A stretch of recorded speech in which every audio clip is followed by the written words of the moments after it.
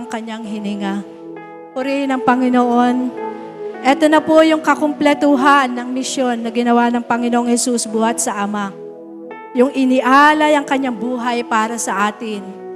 Nabatid naman po natin lahat na tayo ay mapaparusahan at magkakaroon tayo talaga ng walang hanggang kamatayan, dala-dala ng ating mga kasalanang nagawa, na ipamuhay. Pero ito yung greatest love of God, yung expression ng kanyang pag-ibig. Para tayo ay hindi mapahamak, bagkus magkaroon tayo ng pag-asa, ng buhay na walang hanggang kasama niya sa kaharian, sa kanyang kaharian, sa banal na dako. Salamat po, Ama, tayo po ay manalangin ng buong puso. Isa puso po natin talaga dahil napakabuti ng ginawa ng Panginoon para sa atin. Diyos sa masalangit na makapangyarihan sa lahat, maraming salamat po sa kadakilaan ng iyong pag-ibig, O Diyos. Sapagkat sa kabila ng kami ay nagkakasala at patuloy na nagkakasala, ay binigyan mo pa rin kami ng pag-asa, ng kapatawaran ng aming mga kasalanan. Pag-asa na magkaroon kami ng buhay na walang hanggan. Pag-asa na hindi na kami mapahamak kailan paman. Manalig lamang kami at manampalataya sa ginawa ng iyong anak sa krus ng Kalbaryo, ng aming Panginoong Hesus, na inialay niya ang kanyang buhay. Sabi nga po, naganap na, kumpleto na, Panginoon. Kaya Lord, salamat po talaga. Pinupuri ka namin, O God. Pinupuri ka namin ang iyong kapangyarihan, ang iyong kalwalhatian, ang iyong kadakilaan, Panginoon. Salamat na ganap na. Bigyan mo po kami ng puso na sumampalataya pa lalo, Panginoon. Bigyan kami ng pusong masunurin, Panginoon. Resulta ng pagsampalataya namin sa iyo sapagkat wala kaming may pagmamalaki, Panginoon. Wala kaming may pagyayabang. Tunay nga, Panginoon, na wala. Dahil ang lahat ng ito ay ginawa mo, biyaya mo para sa amin lamang. Kaya Lord, binubuksan po namin ang aming mga puso, ang aming mga isipan, para sa iyong ihahayag na mga salita, Panginoon, upang maging patnubay at gabay namin, upang lalo kaming irespeto namin at mahalin ka pabalik, Panginoon. Dahil tunay nga po na ikaw ang unang nagmahal para sa amin. Kaya tulungan mo kami na ibalik ito sa iyo ng lubos. Ano man ang iyong kalooban, Panginoon, nawa ito ay aming maunawaan sa aming mga buhay, Panginoon. At sabi mo nga, Lord, yung pagsunod, yun yung kalugod-lugod sa iyo, yung aming living sacrifice po, Panginoon.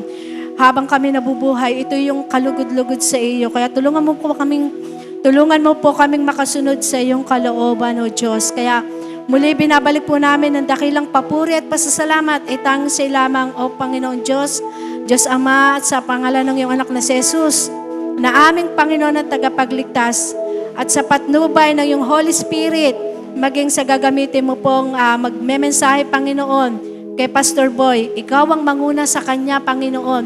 Ikaw ang mataas ng higit sa lahat. Ikaw lamang, Panginoon, na maging sentro ng aming fellowship ngayong araw na ito, Panginoon.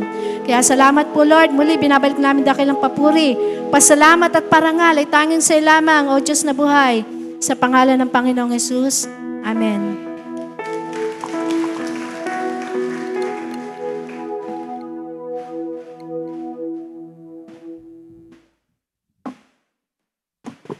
Salamat po sa Panginoon. Good morning po sa inyong lahat.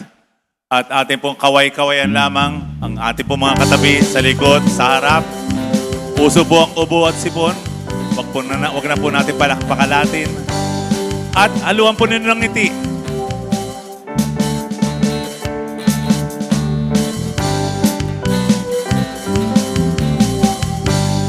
At mga kapatid, ating pong welcome po si Sister Fe Dili-Dili. Welcome back po dito sa ating bagong building. Salamat sa Panginoon. Welcome po lahat.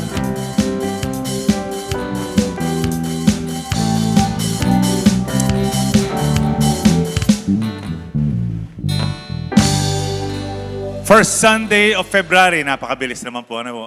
So, salamat sa Panginoon. Palakpakan po natin ang Panginoon. At tayo po ay makakaupo na. Okay.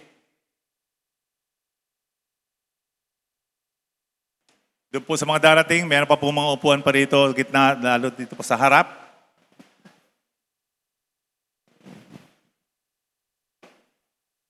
Okay, for the past 2 months, well, 1 month lang naman pala, atin po pinag-uusapan ang tungkol po sa mga destinasyon. And more specifically, the destination na ating pinag-uusapan for the past 4 weeks of January ay destinasyon ng mga nananampalataya.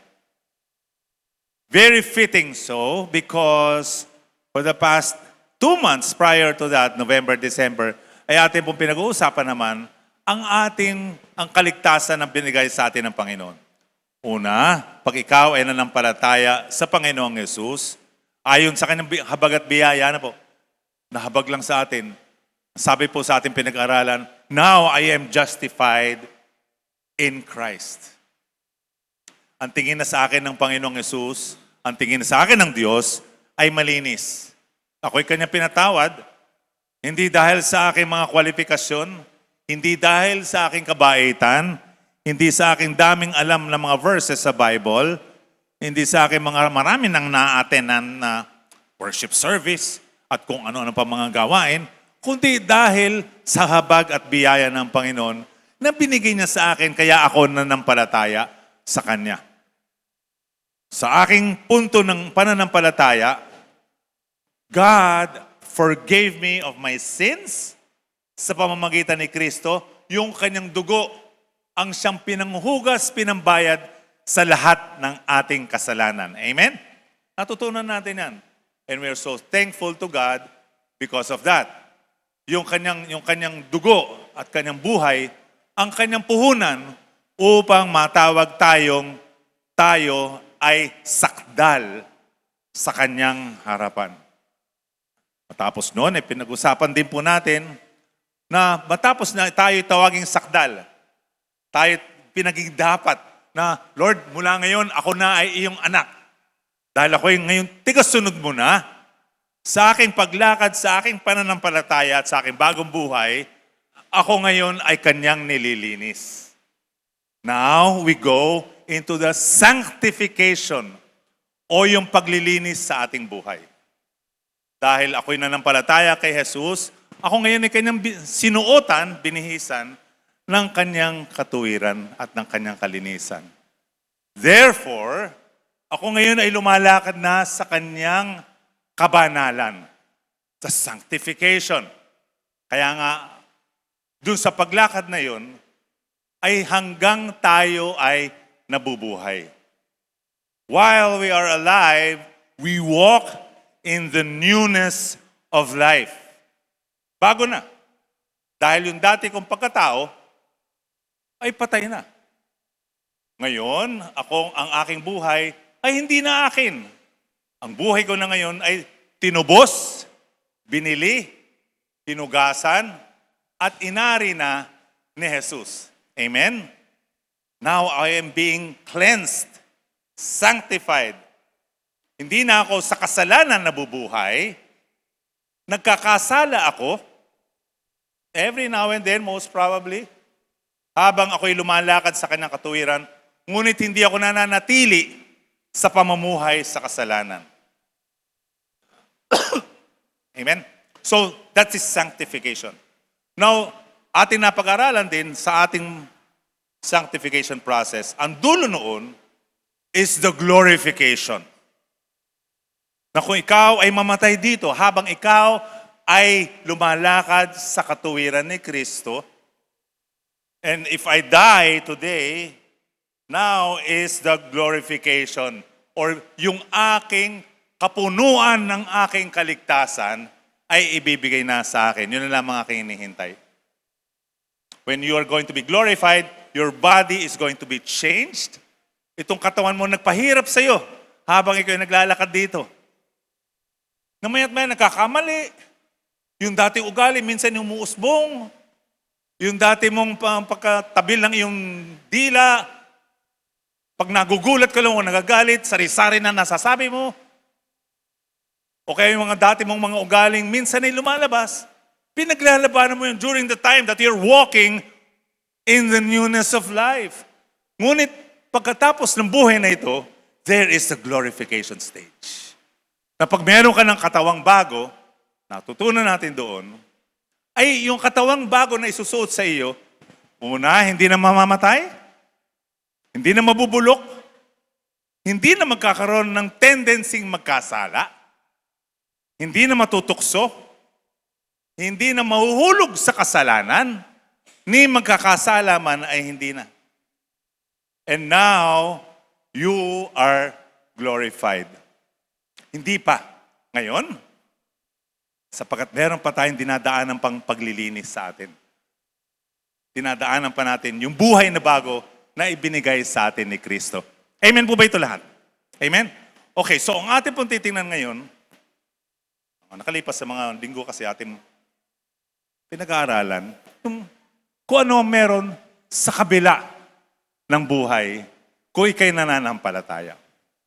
Now, we're going to look at when death comes. Halimbawa, matapos kong mag-preach dito, pagbaba ko dito, okay, namatay na. Okay? O kaya ay, mamaya, pag tulog ko sa gabi, bukas sa umaga ay hindi na ako nagising. Kamatayan na. Ano sabi rito? Pag dumating ang kamatayan, ano na? In other words, in the first minute of my death, what will happen? Matapos ay ikay mamatay ngayon, sa oras na ito, anong po pwede mo ma-expect sa susunod na mga minuto? Ito yung ating pag-aaralan ngayon. Marami sa atin kasi natatakot. Marami sa atin na kinakabahan. Natural, sapagkat hindi natin alam. Ngunit kung alam mo, hindi ka na matatakot. Mas lalong higit, hindi ka na matatakot kung ikaw ay na kay Kristo. Amen. Sapagkat ibang-iba ang mga susunod na mga minuto sa isang taong nananampalataya kay Kristo kung ikukumpara sa kamatayan ng isang taong hindi sumusunod kay Kristo. Okay? So ito po yung ating mga sasagutin. Hindi po natin matatalakay po ito ng buo. Titingnan po lamang natin yung kung ano po yung pwede natin kayanin ngayon. And then it will be up to us na babalik-balikan po natin yun in the course of our life po dito sa TCFC. No? Mababalik-balikan din natin yun. If I were you, I'll be taking notes. Para pag uwi niyo sa bahay, pag-aralan ninyo. That this is what it's all about. Number one, ating pong titingnan dito is what happens the moment I die? Ano ang mangyayari sa unang minuto ng aking pagpanaw? Number two, is physical death a punishment?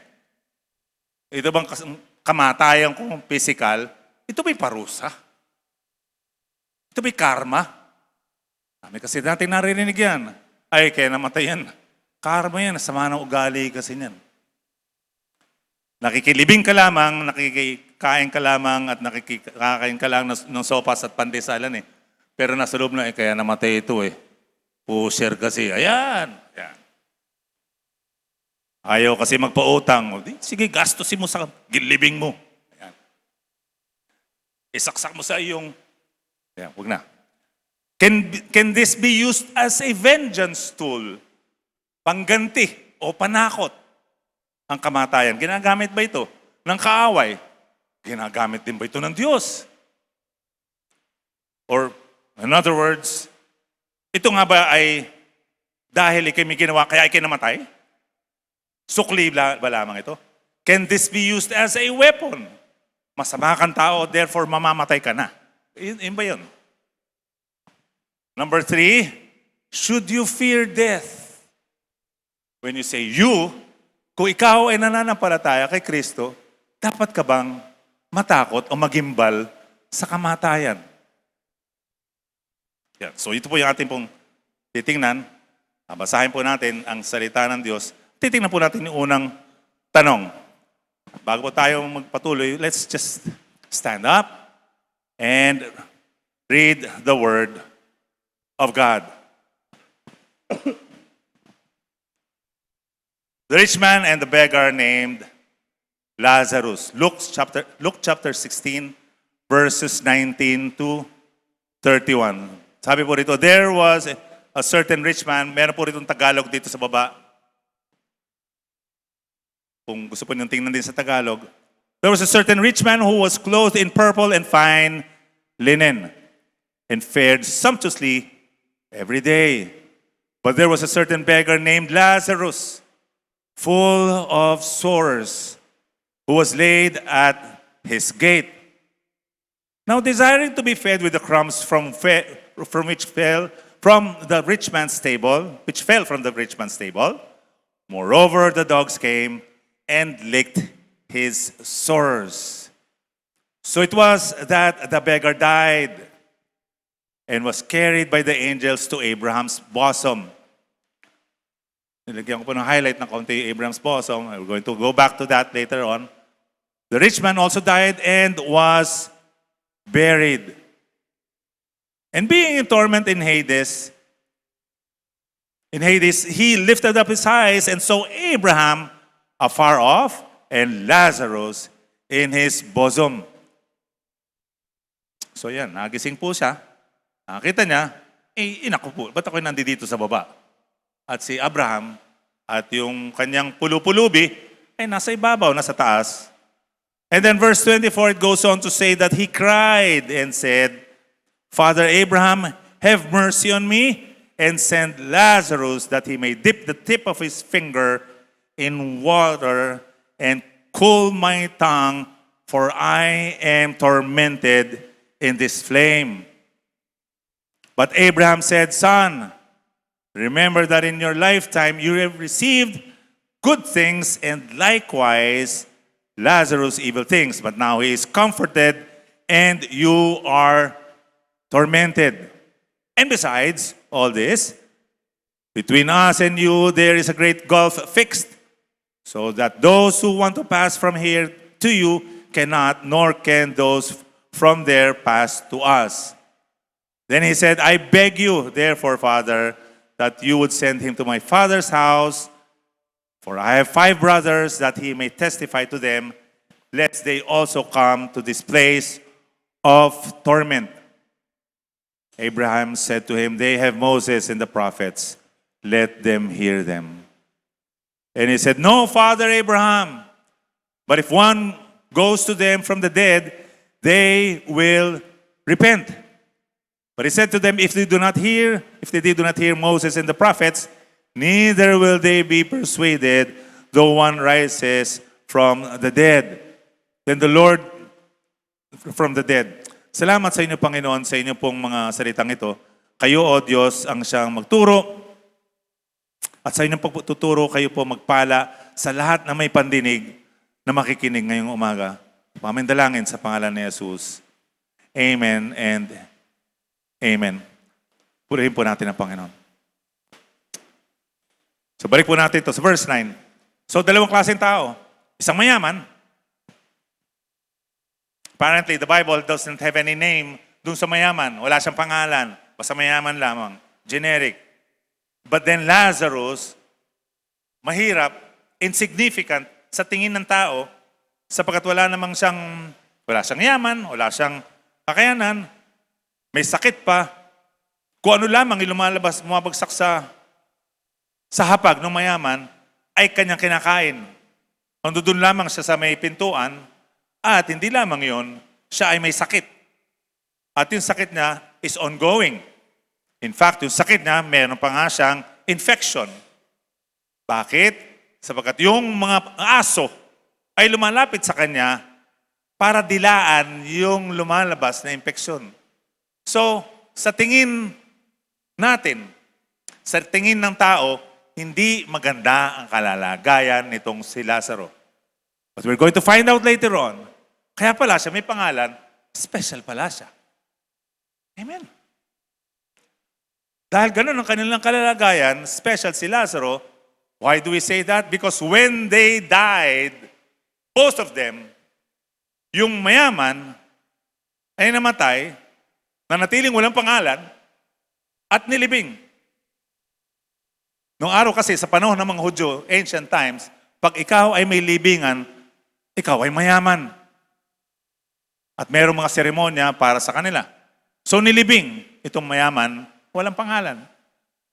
On the contrast, si Lazaro, nung namatay, sabi po ito sa ating binasa, siya ay dinala ng mga anghel. May prosesyon, may sundo.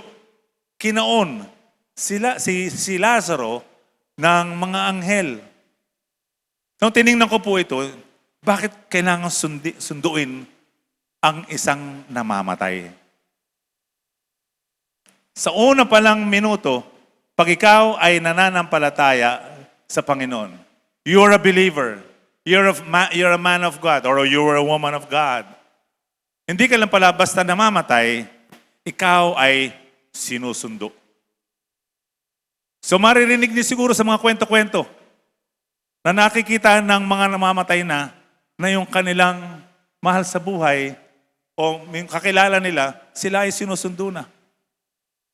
O kaya yung iba naman ay mamamatay na parang sinasabing actually po sa aking anak, si Katrina, siya po ay nasa sa ospital at doon po sa oncology department. At marami po doon sa mga matatanda, at sa actually hindi lang matatanda, lahat ng mga malapit ng mamatay because of cancer, oncology ward siya. Meron po siyang naririnig sa mga matatandang malapit ng mamatay na meron daw mga anghel sa kanyang paligid. Maliwanag na maliwanag. Sinasabi, can't you see them? Hindi mo nakikita na meron mga anghel. Tapos yung iba ay tinataas na lamang ng kanilang kamay. Then after a few moments, patay na. Nurses and those who are in the medical field, maraming beses nilang nakikita to. At ito hindi lamang dahil nagdideliryo, kundi ito nga po, sinasabi sa salita ng Diyos. Sila ay sinusundo ng mga anghel. So kung ikaw ay mananampalataya sa Diyos, you're a believer of God, number one thing that you have to not to fear is baka kung ikinamatay, solo-solo ka lang. No. The first moment, the first few seconds, wala pa tayo isang minuto ha, first few seconds of your life ay kakaunin ka ng mga anghel. And sabi po dito sa ating binasa, and they were carried. Inalalayan si Lazaro ng mga anghel. We also find out in the book of, sabi po ni Apostol Pablo, na ito pong ating himpapawid, ang namamahala sa ating mga himpapawid in the high places at dito po sa mundong ito, ang namamahala dito ay ang mga fallen angels and the demons. They have complete judicial ownership of our air. Sila ang may-ari nito. Legally speaking, mula nung sila ay binagsak dito ng Diyos mula sa langit. When 1/3 of them rebelled against God, they were sent here on earth to rule the powers of the air. Kaya nga po sabi sa atin ni Apostol Pablo, suotin niyo baga ang inyong baluti, ang inyong shield, ang inyong helmet, ang inyong panyapak, pati ang inyong espada. Because our warfare is not against flesh and blood, but against rulers, principalities, and powers in high places. Literal, at maging mga political, at maging mga nasa mataas na mga lugar. Kaya yung pag-alis ng kaluluwa sa katawan ng tao, ito'y binabantayan ng mga anghel. Ini-escortan ka papunta sa paraiso. The Bible is interchangeable sa salitang paradise, heaven, and the kingdom of God. But we're going to deal with that later on para makita natin on a technical way, ano-ano ba talaga ang pinatutukuyan ng mga salitang iyon. Pero for our purpose now, yung location na yun ay dalawa lamang, either heaven or hell lamang. Ano po? So, Kasi technically, nasa Hades sila ngayon. Noon at this time. And Hades is also called hell. So huwag natin paguluhin muna ang ating isipan. Tawagin natin na Abraham's bosom as Abraham's bosom. So, again, verse 22, it says here, namatay ang pulubi at dinala siya ng mga anghel sa piling ni Abraham. Or sometimes called paradise. Or sometimes called heaven. Okay? Namatay din ang mayaman at inilibing. And verse 23, and now, being in torments in Hades. Sino ito? Yung mayaman. Because siya yung huling binanggit. He lifted his eyes and saw Abraham afar off and Lazarus in his bosom. So ano itsura? Yung namatay, nanilibing, nasa mababang lugar. Sapagkat tumingala siya, tulad yan, at nakita na si Abraham where salvation is, where paradise is, or where heaven is, in their perspective, at naroon itong si Lazaro sa kanyang piling. So mataas, malayo, at doon ibang-iba ang kanyang sitwasyon. So what happens? When you die without believing in Christ, you are sent to a torment, a place for torment. Ibig sabihin, may torture. Ibig sabihin, hindi ka maginhawa. Ibig sabihin, ikaw ay naiinitan ng lubha dito sa apoy. Bakit ko nasabi? Sapagkat sabi niya sa verse 24, kaya tumawag siya, Amang Abraham, maawa po kayo sa akin. Utusan niyo po si Lazaro na isausaw ang daliri niya sa tubig at ipatak sa dila ko para naman lumamig-lamig ang pakiramdam ko dahil hirap na ako dito sa apoy. So, second is that pwede mangyari sa unang mga minuto ng iyong kamatayan, pag ikaw ay hindi nananampalataya at ikaw ay naroon sa impyerno,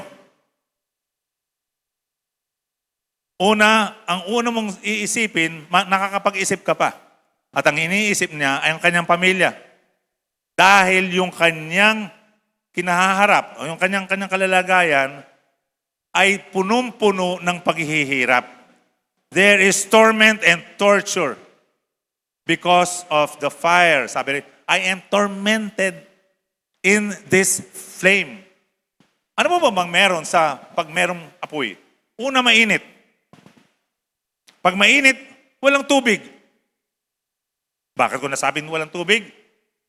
Ay inutusan nga niya hindi naman inutusan. Ni-request niya yung pulubi.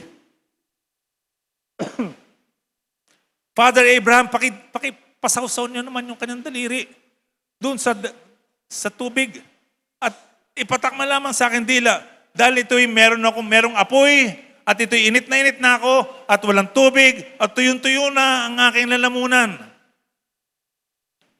Hindi pa na masyado matagal ang kanyang pagkakamatay and now he is being tormented. Ano kaya itsura nun kung 3 linggo na siya nandun? O 4 na linggo na nandoon? Pang-4 na torment niya, malayo, mataas. Hindi masaya ang kanyang kalalagayan. Ay naiisip pa niya yung kanyang mga kamag-anak. Naku po, ay pare-pareho kami ng gawin nito. Pare-pareho kami ng mga ugali. Pare-pareho kami ng lifestyle.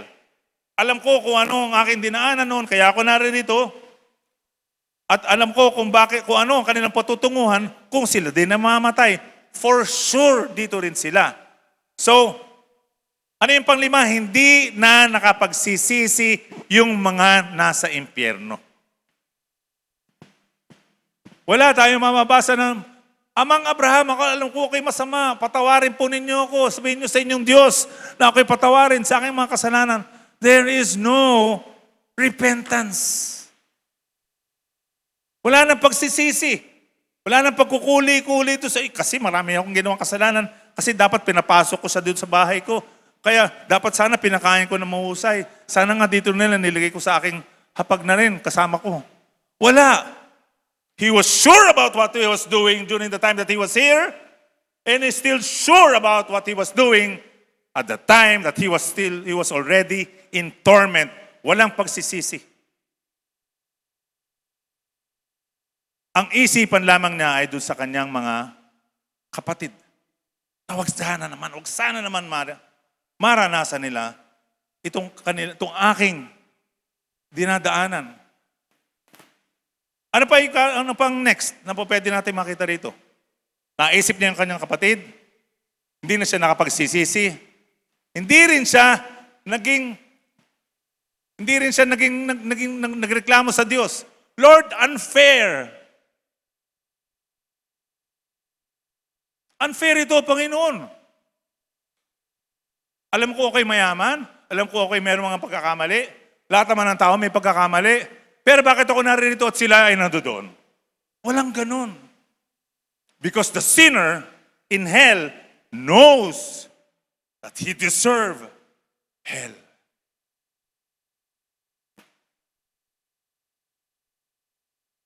There's no time for complaints and dispute. Amang Abraham, pwede ba akong bigyan mo ako ng dispute slip dyan? Ako'y pipirma. Mali yata dito.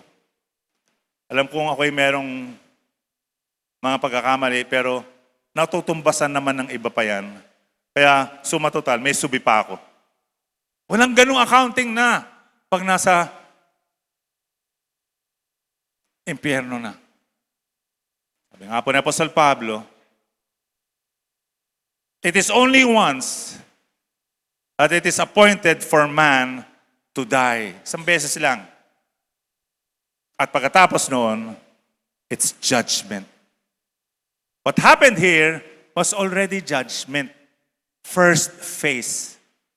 Unang bahagi pa lamang ito.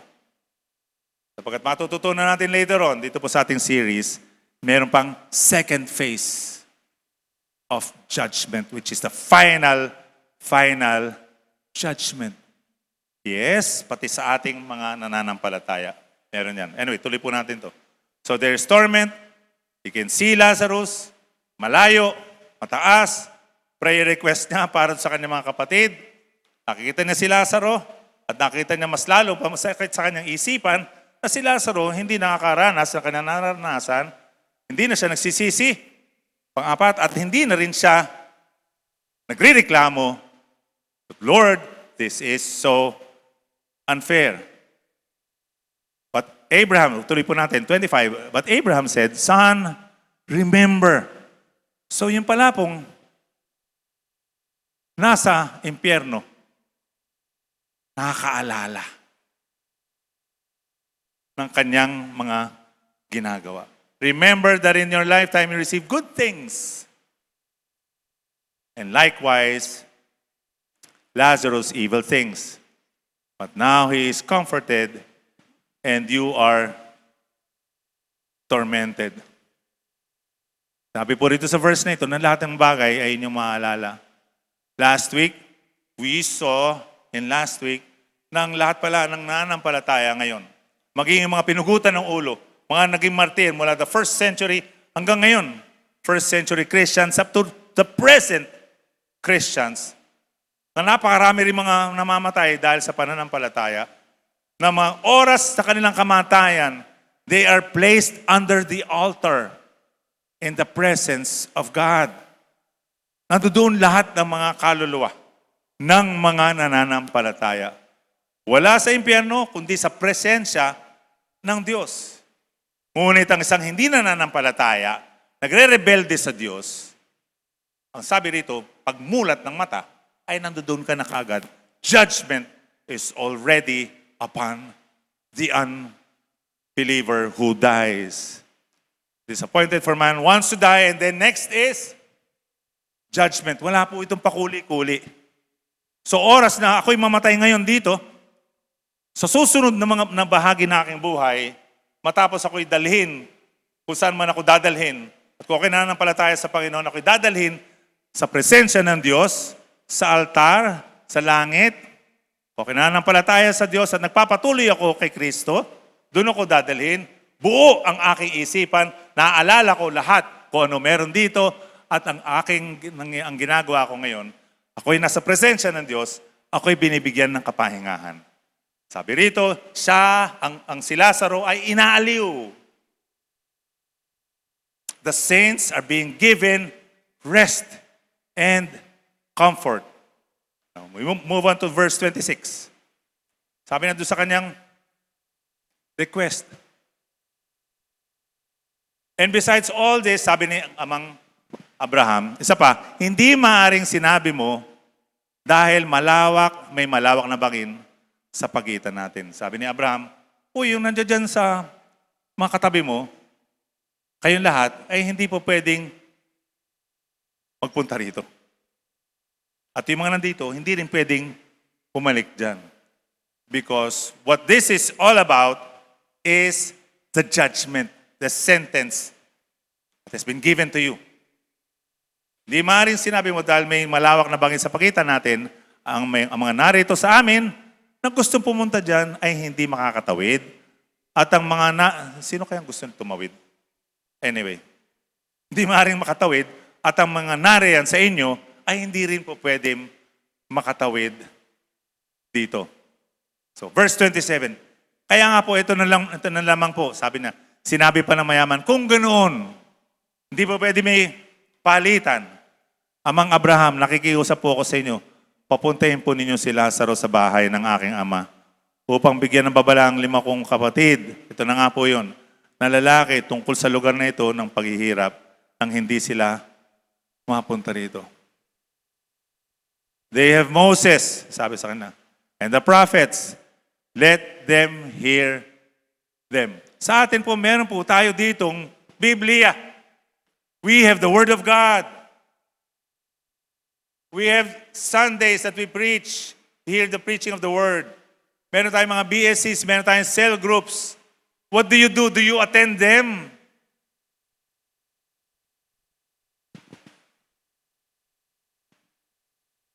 Ikalawa, kung hindi man lamang doon sa inyong bahay.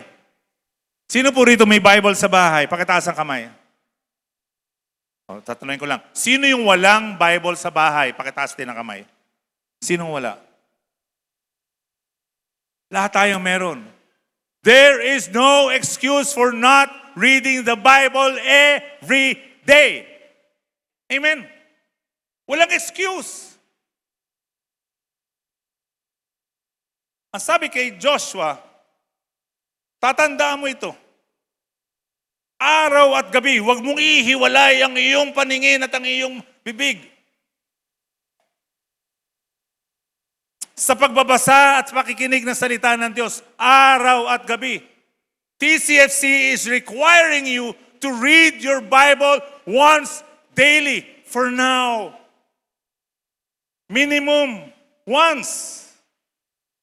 It is available. Why are we just so passionate about this, mga kapatid? Because the time will come. Pag ikaw ay namatay, there is no learning anymore. This is the day of salvation. Ngayon lamang tayo po pwede matuto. Matapos ito, tapos na. At wala nang matitira kundi panghihinayang. Ako sayang, sana ako po ay nakapagbasa pa ng Bible. Sana natutunan ko. At para hindi na ako naririto sa napakainit na lugar na ito. No one, not even God, wants us to be tormented in hell. Hell was designed for the devil and his angels.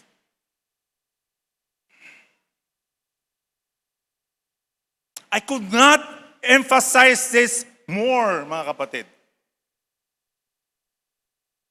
These are words of love. Hindi ko po kayo pinapagalitan, mga kapatid. Ang pinakamahirap sa lahat ay yung tayo, halubaya lamang tayo nabubuhay dito. Total naman, meron naman tayong worship service total naman, pupunta naman sila dito sa bahay at mangangaral. Makikinig na lamang ako. O online na lang naman ako If you only know kung gaano ka-requirement ng iyong kaluluwa, ang salita ng Diyos upang ito'y sumagana. Upang ang kagalakan at kapayapaan ng Diyos ay manuot sa iyong kaluluwa. So that you will be looking forward to the day that you will be with Christ. Amen. Itong mga pagkakataon, mga kapatid. This is a lifetime. Because after this is judgment. So sabi sa atin sa verse 29, sumagot si Abraham, nasa kanila ang mga sinulat ni Moises. Nasa kanila yung Bible. Buksan nila ang Bible nila.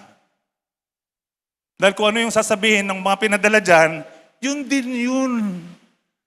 Kahit may nagmumulto pa dyan. Kahit may mga maghihimala pa dyan. Kailangan pa ba may lumulutang na tao rito para magsabi, uy, mahirap sa impyerno. Magbasa kayo ng salita ng Diyos. Kailangan pa ba yun? May papabalikin dito kaluluwa para magsabi sa atin? Amen ba? Ang pag-uusapan lamang natin, ito, paano kayo nakabalik yun? Pero it's the same word, mga kapatid. I mean, I'm not exaggerating. It's the same word. It's there. Kung kayo po nakikinig po sa ating mga BSC and you're participating, ang sabi po rin sa Romans 11, hindi malayo ang salita ng Diyos. Hindi malayo ang kaligtasan. Hindi mahirap ang kaligtasan para hanapin pa sa ilalim ng dagat, punta pa sa ibabaw na himpapawid, para malaman mo lamang ang daan ng kaligtasan. Ang salita ng Diyos ay nasa kanilang mga labi. Nandiyan dyan na mismo.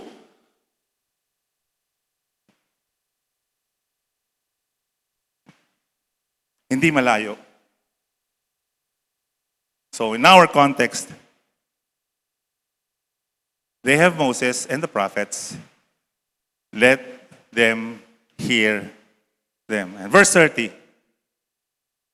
And he said, no, Father Abraham, but if one goes to them from the dead, they will repent. Sabi niya, hindi. May magmulto man.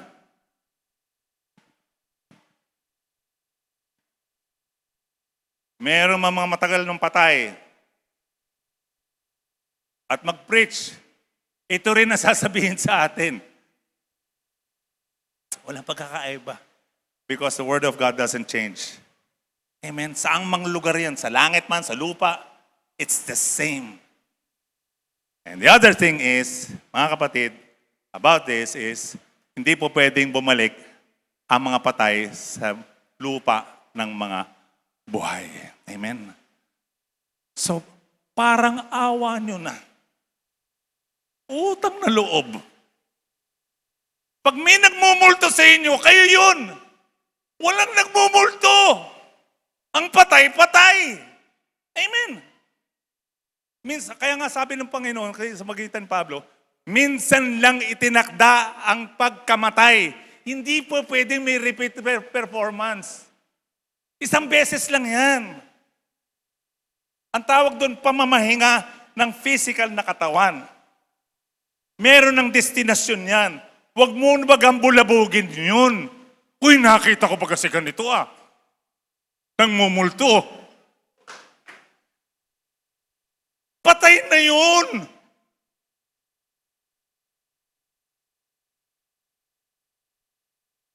What they are familiar spirits who came here to deceive, to kill, and to destroy. At kung yun ang gusto mong paniwalaan, edi go, di ba? Go. Gusto mong paniwalaan ng mga spiritistang yun, at sa mga kaluluwang yun, kesa sa katotohanan ng salita ng Diyos, it is your choice. But as for me, I will go with the truth of the Word of God because God says so. Amen? Ipanalangin mo yan. Yung mga nabubuo sa iyong mga kaisipan na yan, gawa ni Satanas yan. Okay? Wala na tayong maririnig tungkol sa mga ganyan, okay? Okay. Minsan papalakpakan natin ang Panginoon. Iselyo na natin yan. sila makikinig doon, amang Abraham. But if it said to,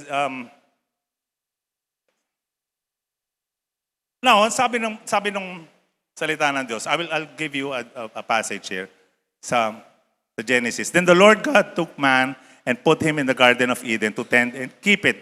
Yung ginawa ang tao. Verse 16. And the Lord God commanded the man, saying, of every tree of the garden you may freely eat. Ito yung command ng Diyos sa kanila, kay Adam, kay Eve. But of the tree of knowledge of good and evil, you shall not eat, for in the day that you eat of it. Ano mangyayari?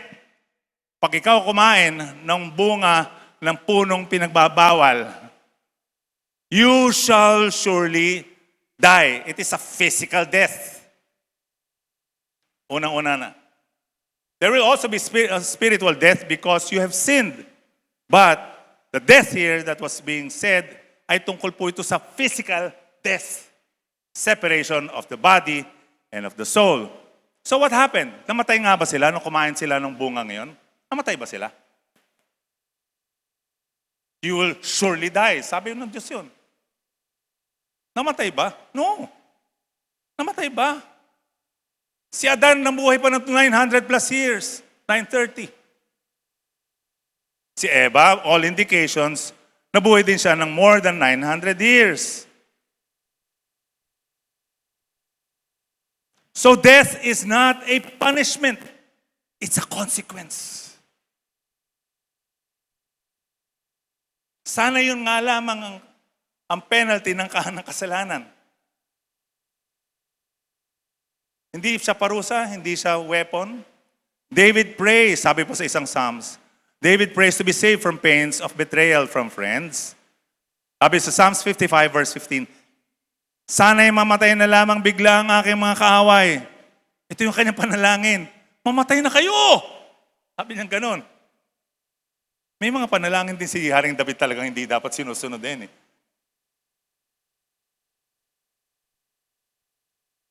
Pastor, biblical naman ako manalangin eh. O sige nga, ikaw nga manalangin. Mananalangin lamang sa pagkain yun. Mamatay na sana kayong lahat na bigla.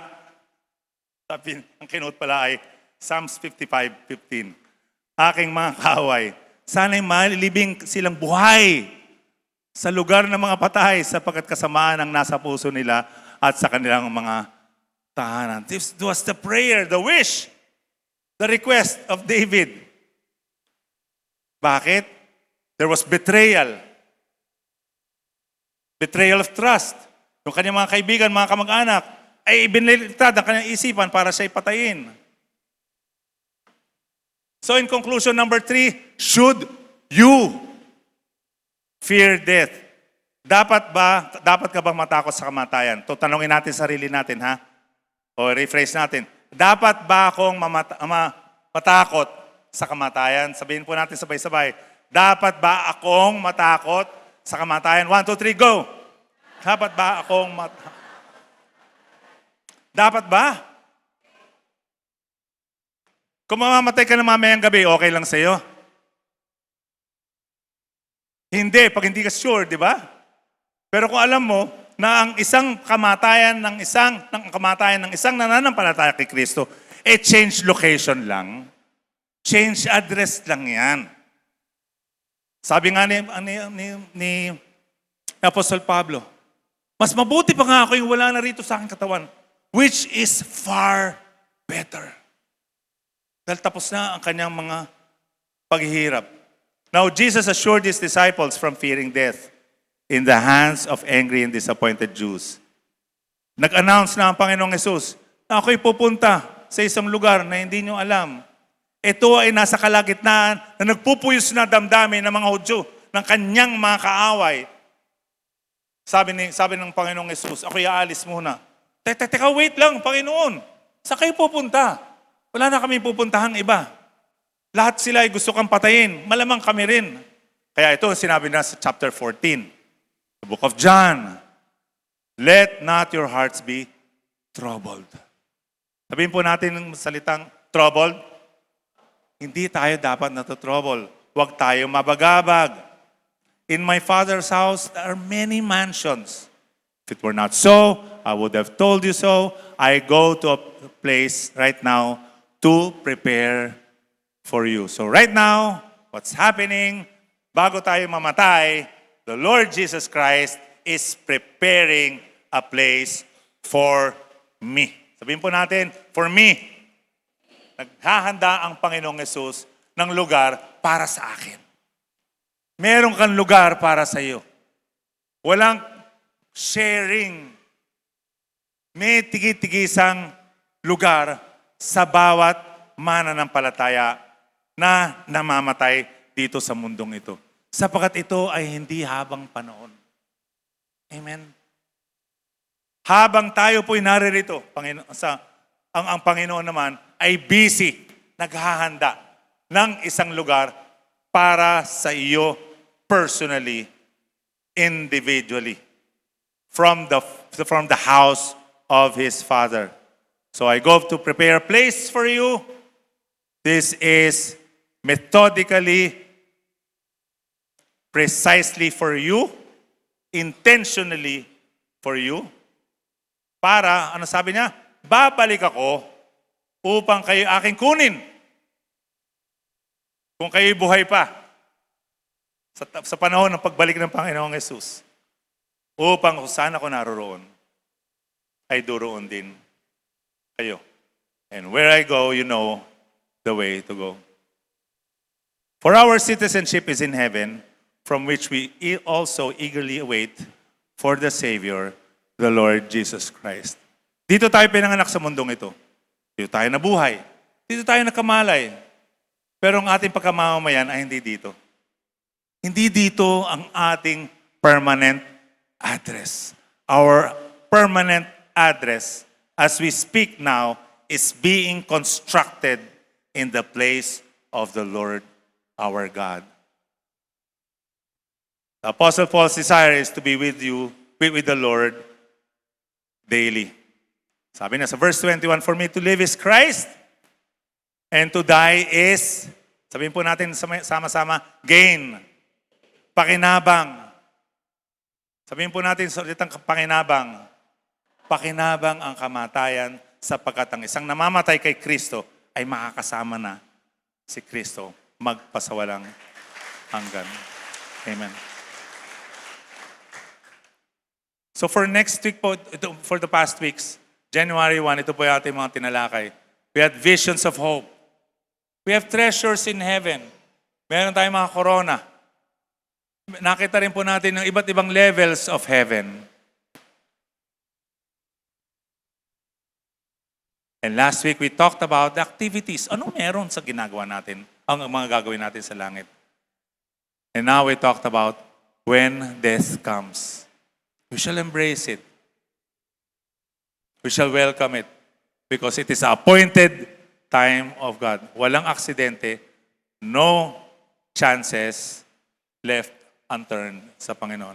And for next week, tingnan po natin dito, the judgment of God. For believers, unbelievers, for everyone. Ano ang ating aasahan mula dito sa panahon na ito? Sa ating pagkamatay, then therefore judgment. Ano meron doon? Tayo po lahat ay tumayo.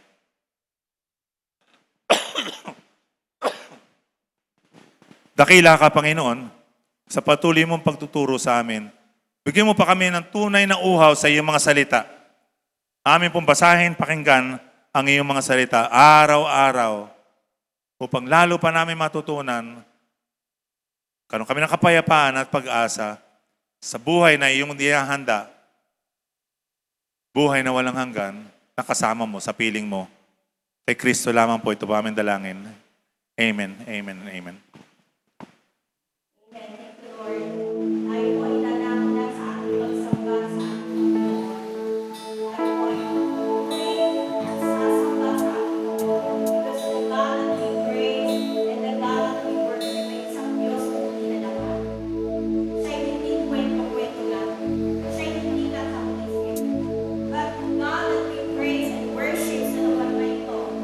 Ay isang Diyos who's real, living,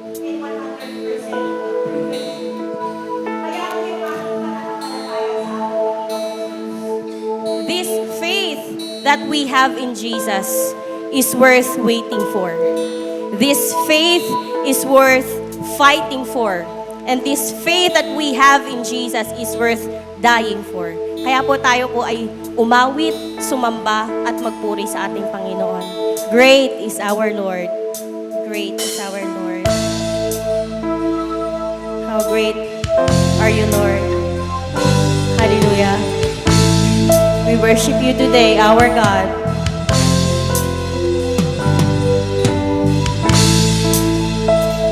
We lift up your name, our God.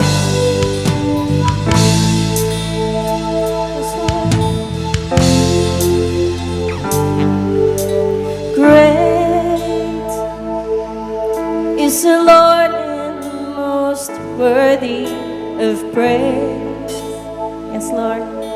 In the city of our God, the holy place, the joy of the whole earth. Church, great is the Lord in whom we have our victory. He hates us against the enemy. We bow down on our knees. Sing church, great is the Lord and most worthy of praise. Yes, you are in the city of our God, the holy place, the joy of the whole earth. Together, lift up your voice, sing great is the Lord in whom we have our victory. He hates us against the enemy. We bow down on our knees.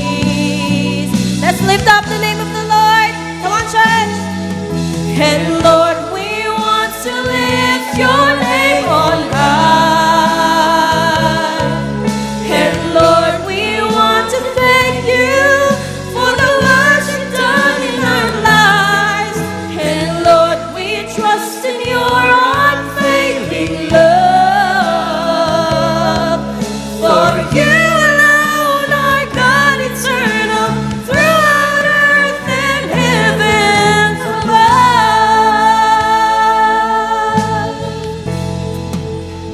See, church, great. How great you are, Lord, is the Lord and most worthy of praise. Yes, He is worthy in the city of our God, the holy place, the joy of the whole earth. Yes, let's worship the Lord. Great is the Lord in whom we have our victory. He hates us, thank you, Lord. He hates us against the enemy. You deserve, Lord. We bow down on our knees. Let's lift up our voice to the Lord. And Lord, we want to lift your name on high. And Lord, we want to thank you for the work you've done in our lives.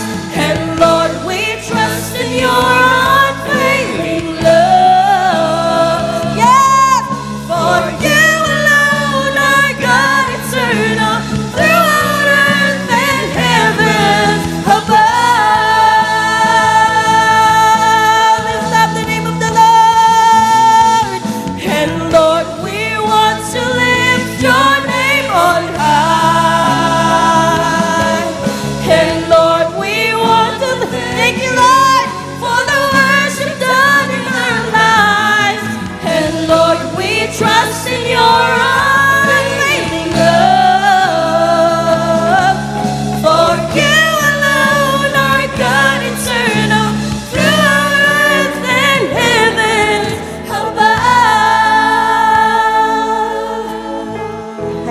Lord, tayo po ngayon ay dadako na sa ating pagkakaloob sa ating Panginoon.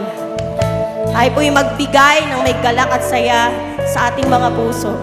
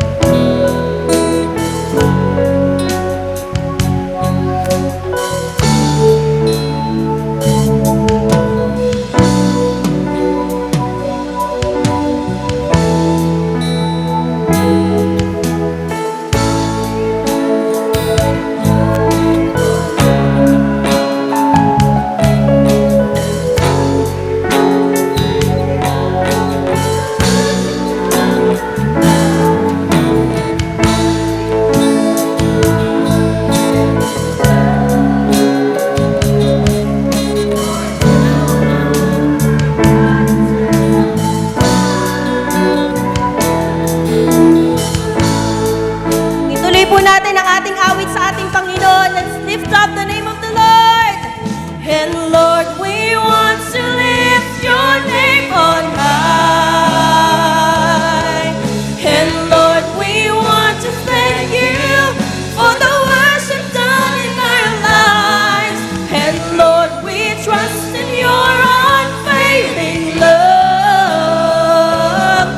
For you alone are God eternal, throughout earth and heavens above.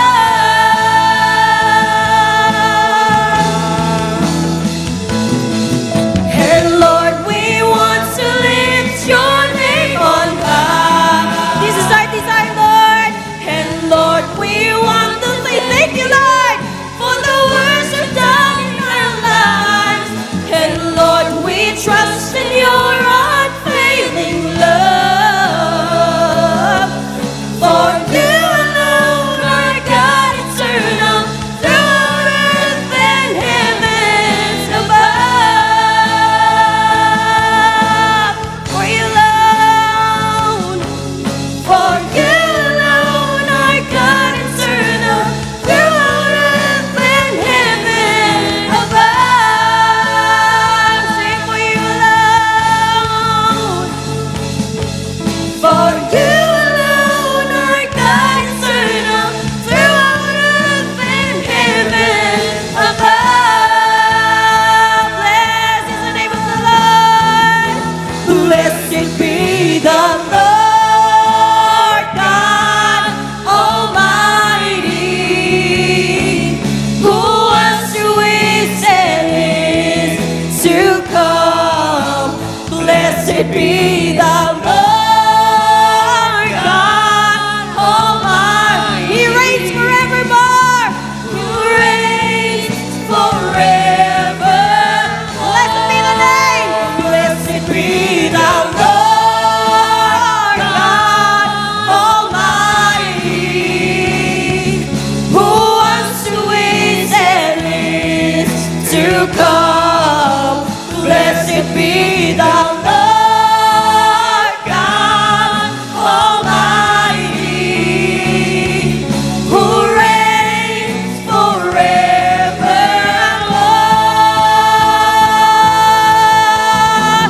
Then sings my soul, my Savior God, to thee. How great, how great, how great thou art. How great, how great thou art. Come on, sing it to the Lord. Then sing my soul, my Savior God, to thee. How great are you, Lord? How great thou art.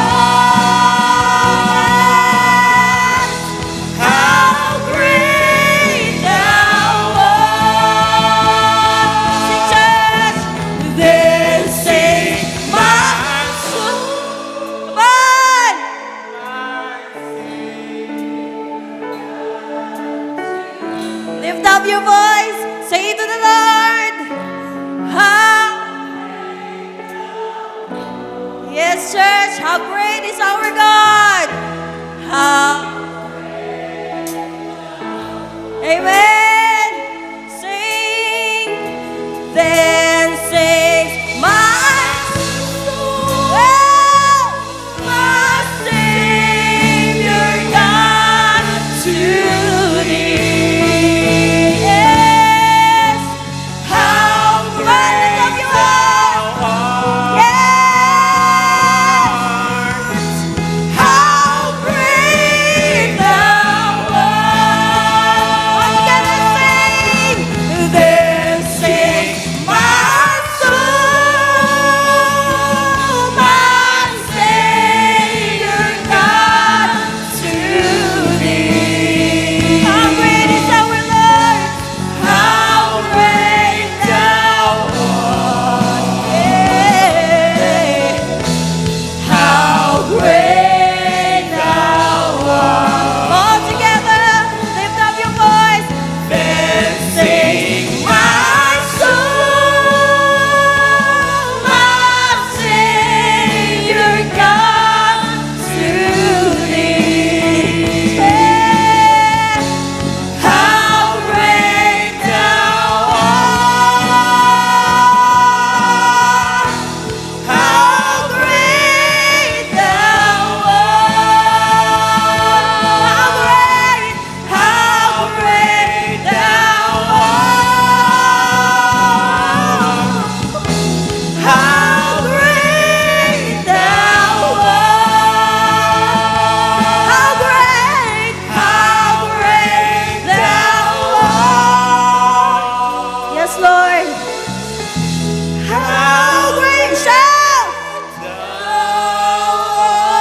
Yes! This is the God that we worship. This is the God that we praise. This is the God that we serve. Hallelujah! How great! How great! How great is our God! Hallelujah! Oh, praise you, Lord! Praise you, Lord! Hallelujah! We praise you, Lord. You deserve all the glory and honor and power. Hallelujah! Praise you, Lord.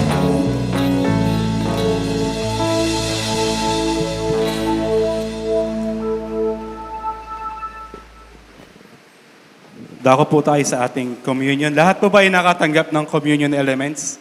Taas nga po ang kamay ng walang natanggap para mabigyan po kayo. Okay. Sabi po sa 1 Corinthians chapter 11 verse 27, kaya ang sino mang kumakain ng tinapay at umiinom sa kopa ng Panginoon sa paraang di nararapat ay nagkakasala sa katawan at dugo ng Panginoon. Kaya't dapat siyasatin ng tao ang kanyang sarili bago siya kumain ng tinapay at uminom sa kopa. Sapagkat ang sino mang kumakain at umiinom nang hindi kinikilala ang kahalagahan ng katawan ng Panginoon ay kumakain at umiinom ng kahatulan laban sa kanyang sarili. Tayo po'y manalangin. O Diyos naming tapat, mapagmahal, at aming tagapagligtas, kami ngayong umaga ay humihingi sa iyo ng kapatawaran sa lahat ng mga bagay na nagawa namin, Panginoon, sa lahat ng mga tao nakapaligid sa amin. Ito man ay sa pamamagitan ng aming salita o sa aktual namin ginawa sa kanila o napag-isipan man namin sila ng hindi nararapat sa iyong kalooban. Buong pagpapakumbaba po kaming lumalapit at dumudulog sa iyo, igawad mo po sa amin, Panginoon, ang iyong kapatawaran sa pangalan po ni Jesus. Itaas po natin ang tinapay. Sapagkat ito ang turo na tinanggap ko mula sa Panginoon at binibigay ko naman sa inyo. Noong gabing siya pinagkanulo, ang Panginoong Jesus ay dumampot ng tinapay, nagpasalamat at pinagpira-pira sa iyon at sinabi, ito ang aking katawan na inihahandog para sa inyo. Gawin ninyo ito bilang pag-alaala sa akin. Sabay-sabay po natin kainin.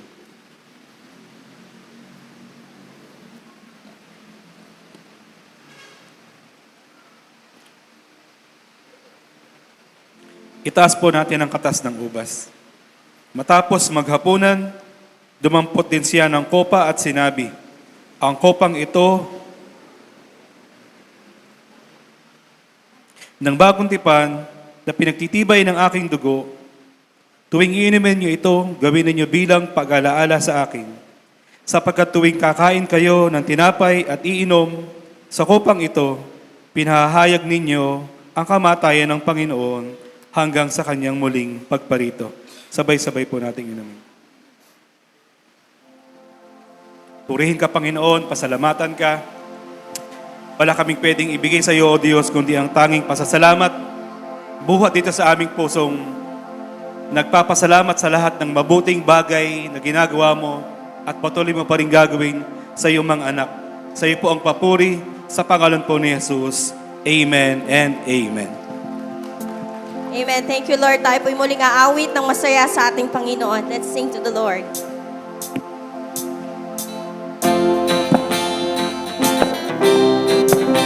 Yes, we thank you, Lord.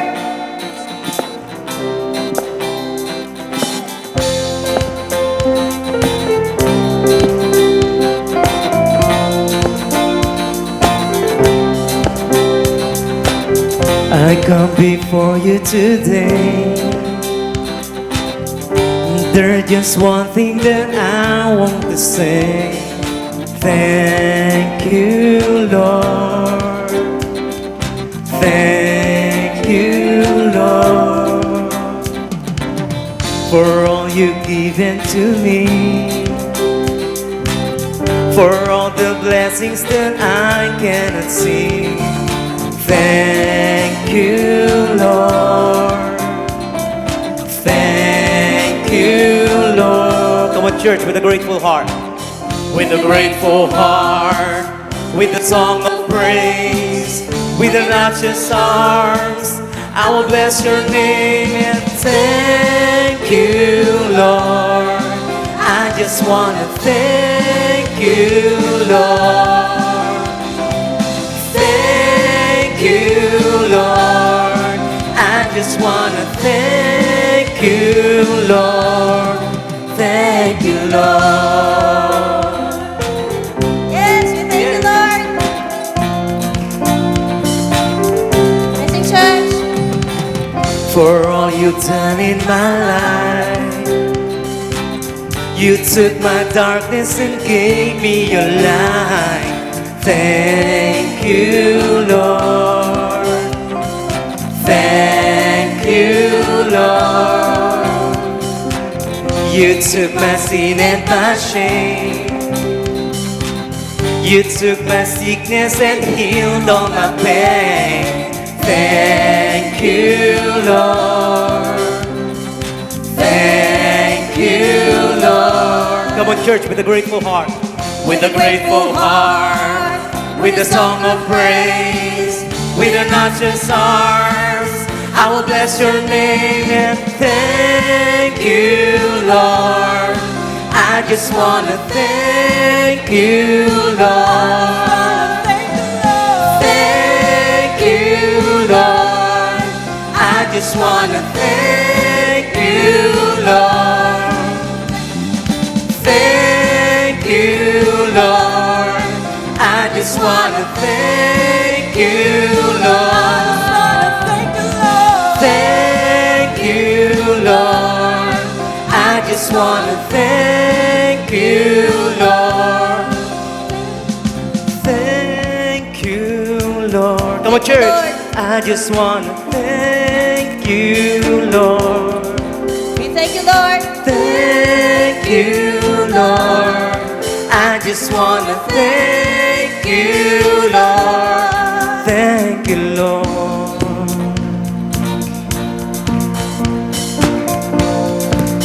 We thank you today, Lord.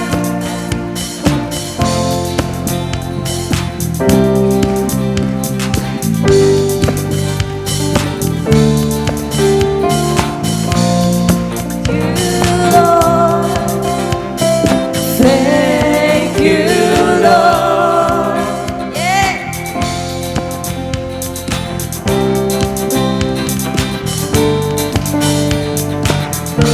Sing. Thank you, Lord. Come on, church, lift up your voice. Thank you, Lord. With a grateful heart, with a song of praise, with the righteous arms, I will bless your name. Thank you, Lord. I just want to thank you, Lord. Thank you, Lord. I just want to thank you, Lord. Thank you, Lord. I just want to thank you, Lord. Thank you, Lord. I just want to thank you, Lord. Thank you, Lord. Oh, we thank you, Lord. Hallelujah.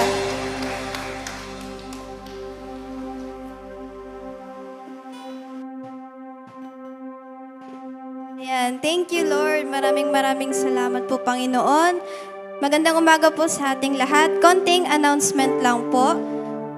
Regarding po sa ating Cool to Give project, complete na po ang pambayad natin sa 3 aircon and isa na lang po na aircon ang kailangan natin and konti na lang po ay mabibili na po natin yung 4 na aircon. So, kung nais nyo po magbigay, meron po tayong mga envelope po dun sa likod na pwede rin po kayo kumuha sa ating mga ushers. And meron rin po tayong envelope para po sa mga tithes and offerings. And pwede nyo po ilagay dito yung mga prayer requests nyo and even yung mga answered prayers nyo. So, meron rin po tayong announcement regarding po sa ating baby shower. Ito po ay magaganap pa rin sa March 1, pero instead of 4 p.m. ay magiging 1 p.m. na po to. So, yun lang po. Pagpalain po tayong lahat ng Panginoon. Thank you po.